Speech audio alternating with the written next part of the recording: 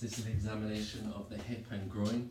Normally start the patient in a looking at the back. So we're looking for any asymmetry, any evidence of scoliosis, any asymmetry in the muscle bulk, any wasting, if they're holding themselves in an antalgic manner. And then further down the limb, if there's any asymmetry in the lower limb, any muscle wasting that we can see. Any scars, bruising. Then from a side profile, looking for the normal lumbar lordosis, kyphosis, and then cervical lordosis too. Then in the sitting position, we'll just screen the SIJ, so making sure there's no tenderness, swelling, crepitus present. We'll just clear the lumbar spine, as this can relate to hip pathology. Put your arms across your chest, tuck in for me, and back up. Any pain, looking at quality and range of movement, and turn to the left hand side, and back towards me, back to neutral, and then back down. So lateral flexion. Great. All okay. Rest back here, put your heads here. Then we'll normally screen the lower limb to make sure, try and exclude any serious pathology or pathology coming from the lumbar spine that we may well have not picked up. So looking for any sensory changes in the peripheries. Can you feel me touching you? Gross neurovascular assessment. Feel the dorsalis pedis and posterior tibial process. Push up against me, cock your ankle up. Push me away. And same on the left side. And push me away. And then just to screen for any ridiculous symptoms, sensory or motor that may be present, straight leg raise. Keep this leg straight, bring it up straight for me. Do the range of movement, any pins and needles, pain in the back of the leg, no. And back down, and the same with this, just comparing both sides. Then move on to that inspection of the anterior part of the hip and pelvis. So looking for any asymmetry in the anterior muscles, any swellings that we can see, any clear bruising, any asymmetry. If there's any obvious hernia present. And then move on to palpation, so you can palpate the iliac crest. There can be evidence of stress fractures, some tenderness, crepitus. Feel the ASISs, and then inferiorly to the rec-fem origins, looking for any pain or discomfort when repressing. You can feel the lower abdomen for any masses, any pain on palpation, and then onto the pubic symphysis, so it's really crepitus or tenderness. Inferiorly, you can feel both sides of the adductor origins, looking for any tenderness or discomfort when we're palpating. And then on the lateral aspects of both the hips, we can feel obliquatus trochanterus. See if there's any soreness indicative of a greater trochanteric pain syndrome, glute tendinopathy, which there's not.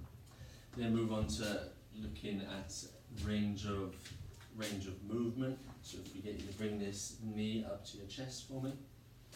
Right, any pain there? No. Straight, bring this knee straight, turn your ankle out towards me.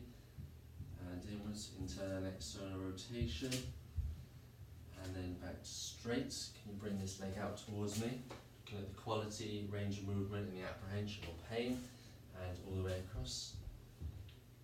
And the same on that side.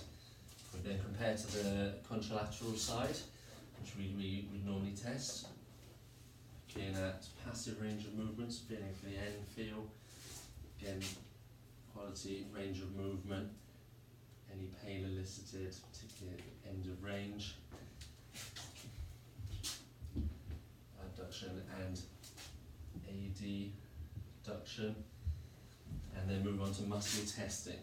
So can you lift this leg up straight? Push against me. With a bent knee, push against me. Push in against me. Internal, external rotation. Bring it down straight for me, push in against me, and push out against me.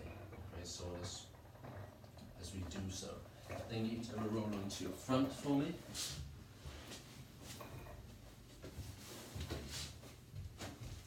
So we can have a look and palpate the back. So we palpate and ischial tuberosities, and inferiorly, just feeling if looking for any hamstring tendinopathy, tenderness, any sciatic nerve involvement, again inspecting back to see if there's any asymmetrical muscle bulk that we can notice here.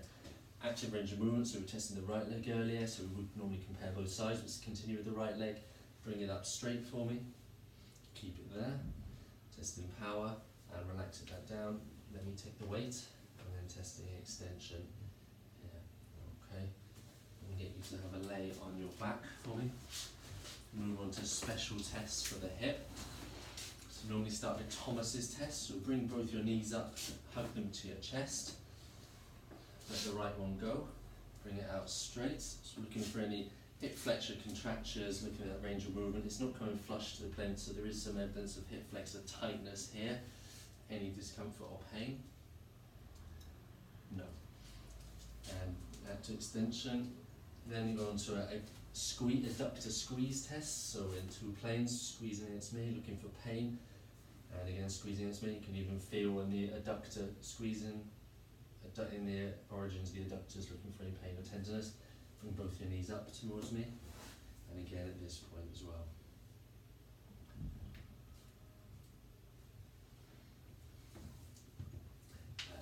Bring both your legs straight for me. I'll take the weight here. Then doing Fader and Faber's test, looking for any signs of impingement.